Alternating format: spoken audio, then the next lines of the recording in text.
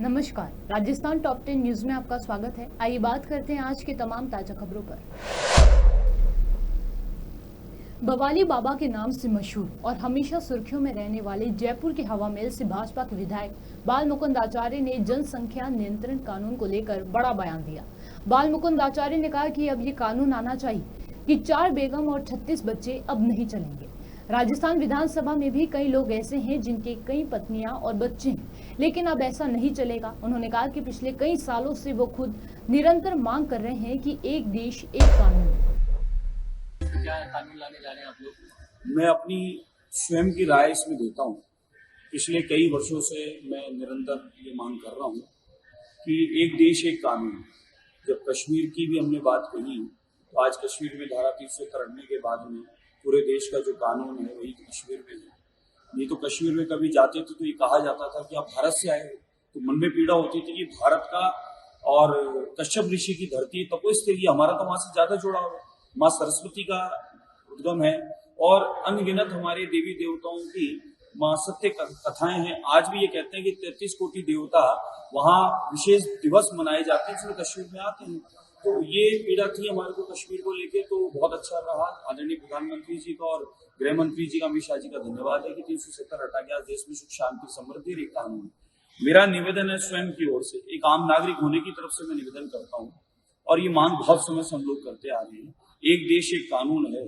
तो जनसंख्या दिवस पिछले दिनों गया है और एक भारी समस्या है कि किस प्रकार से जनसंख्या वृद्धि हो रही है और बैलेंस भी बिगड़ रहा है, अनुपात भी किस हिसाब से हो रहा है संख्या का। कुछ एक पर्टिकुलर एक समाज तो है जो 4 बेगम और 36 बच्चा इस देश में रखता है। ऐसे अनगिनत है हमारे पास में मामले। इस सदन के अंदर भी, विधानसभा सदन के अंदर भी ऐसे व्यक्ति हैं जो 3-3, 4-4 पत्नियां रखे हुए हैं। और एक वर्ग के लिए कानून है कि भाई वो वर्ग तो कानून नहीं भी है तो भी उसका पालन करता है। बहुसंख्य समाज ये पालन करता है कि मैं, मेरी पत्नी, एक बच्चा, ज्यादा से ज्यादा 2 बच्चा। और एक वर्ग विशेष इस काम में लगा है, इसी एक अभियान में लगा है कि 4 बेगम और 36 बच्चा हो। तो ये तो गलत है। सबके लिए समान कानून होना चाहिए। देश का विकास कैसे आगे बढ़ेगा? देश की समृद्धि में, विकास में सबका अधिकार है और बराबर रूप से आदरणीय मोदी जी के आने के बाद में हो रहा है, बिना किसी भेदभाव के। श्यामलाल की रामलाल की, रहीम की राम, कोई भेदभाव नहीं है। बराबर सबके लिए समान रूप से योजनाओं का, जन कल्याणकारी योजनाओं का, गरीब कल्याण का लाभ जब सबको मिल रहा है तो फिर आप इस मामले में भी तो ध्यान दें और मदद करें कि ये इस देश में ये जनसंख्या नियंत्रण कानून आना चाहिए और सबको समान रूप से ये तय कर देना चाहिए कानून के आधार पर कि भाई इसे कितनी संख्या का।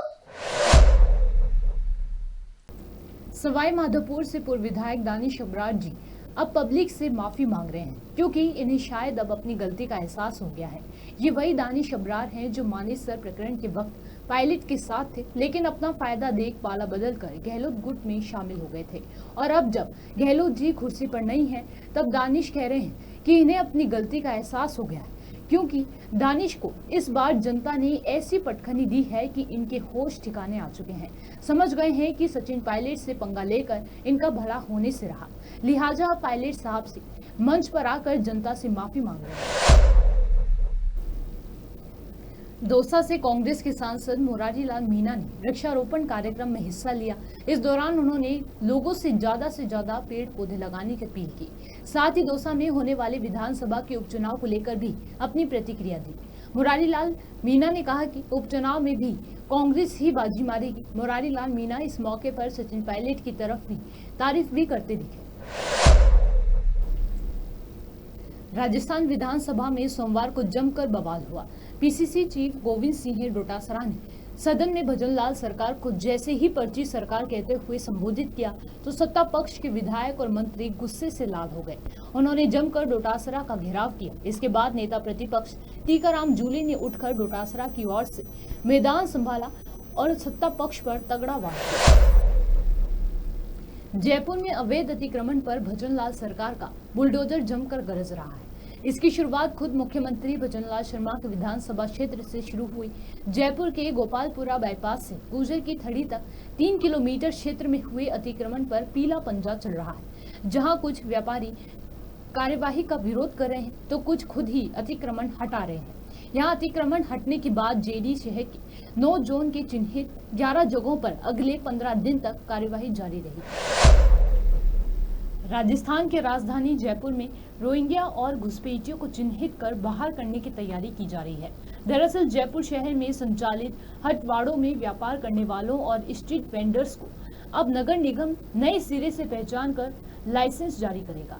इसके लिए एक सर्वे करवाया जाएगा। इसमें इनकी पूरी जांच पड़ताल होगी। इस सर्वे का मुख्य उद्देश्य बांग्लादेश और बर्मा से आए रोहिंग्या और घुसपैठियों को चिन्हित कर शहर से बाहर करना है। जयपुर नगर निगम ग्रेटर में मंगलवार को फुटकर व्यवसाय पुनर्वास समिति बैठक में ये फैसला लिया गया। नौहर के भादरा में पालिका अध्यक्ष के उपचुनाव को स्थगित करने का मामला सोमवार को राजस्थान विधानसभा में जोर शोर से गूंजा। नौहर विधायक अमित चाचन ने विधानसभा में विधानसभा प्रक्रिया एवं संचालन संबंधित नियमों की नियम 50 के अंतर्गत स्थगन प्रस्ताव के तहत इस मामले को जोर शोर से उठाते हुए राजस्थान में सत्तारूढ़ भाजपा सरकार पर प्रजातंत्र व संविधान की हत्या करने का आरोप लगाया। विधायक ने विधानसभा में निर्वाचन विभाग द्वारा लगाए गए अधिकारी पर भी कार्यवाही करने की मांग करते हुए पूरे मामले में अधिकारी की संदिग्ध भूमिका की जांच की मांग की। आज इस बजट के अंदर घोषणाओं के शब्द से ज्यादा प्रस्तावित शब्द इसमें ज्यादा है और वो ज्यादा विकास के कार्य है जिसमें पूर्ववर्ती कांग्रेस की सरकार ने उन कार्यों को या तो घोषणा की या उनके लिए बजट स्वीकृत किया, उनको तोड़ मरोड़ कर इस बजट में पेश करने का काम इस भारतीय जनता पार्टी की सरकार ने किया है।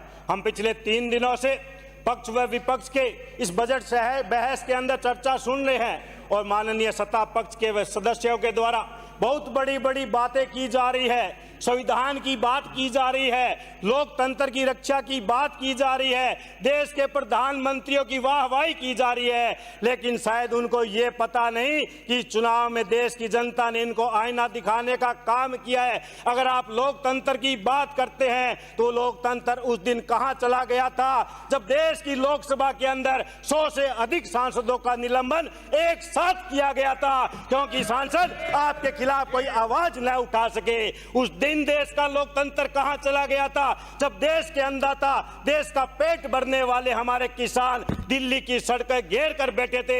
750 किसानों ने शहादत देने का काम किया था। उस दिन देश का लोकतंत्र कहां चला गया था जब देश के 2 मुख्यमंत्रियों को आपने जेल में डालने का काम किया और आपकी ईडी उनके खिलाफ किसी भी तरह का दोष जुर्म नहीं कर पाई। उस टाइम देश का लोकतंत्र कहां चला गया था? उस दिन देश का संविधान कहां चला गया था जो हमारे देश का नाम रोशन करने वाली हमारी बहन बेटियां दिल्ली की सड़कों पर बैठकर आपके भाजपा के सांसद के खिलाफ जब आवाज उठा रही थी, उस दिन आपका लोकतंत्र कहां चला गया था? उस दिन देश का लोकतंत्र कहां चला गया था जब चंडी में गंड में मेयर का चुनाव हो रहा था? उस दिन लोकतंत्र कहां चला गया?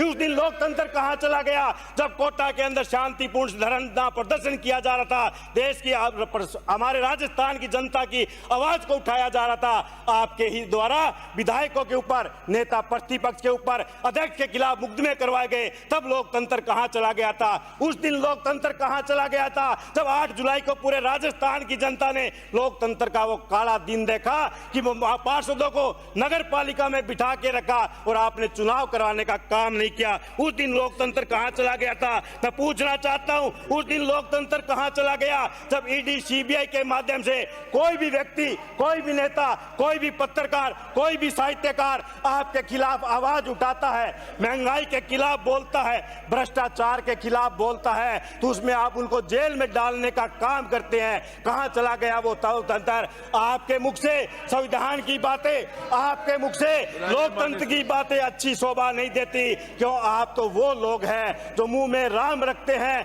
बगल में छुरी रखते हैं। आप कहते कुछ और है, करने का काम कुछ और करते हैं। चुनाव के दौरान देश के प्रधानमंत्री जो 140 करोड़ जनता के प्रधानमंत्री थे, चुनावी रैलियों में जब जा रहे थे, चुनाव में जब वो जा रहे थे, जब देश का किसान, देश का युवा, देश का मजदूर उनके मुख से ये सुनना चाहता था कि हमने किसानों के लिए क्या किया, हमने युवाओं के लिए क्या किया, हमने बेरोजगारों के लिए क्या किया, तब हमें शर्म आई कि हमारा देश का प्रधानमंत्री देश में भय पैदा करने के लिए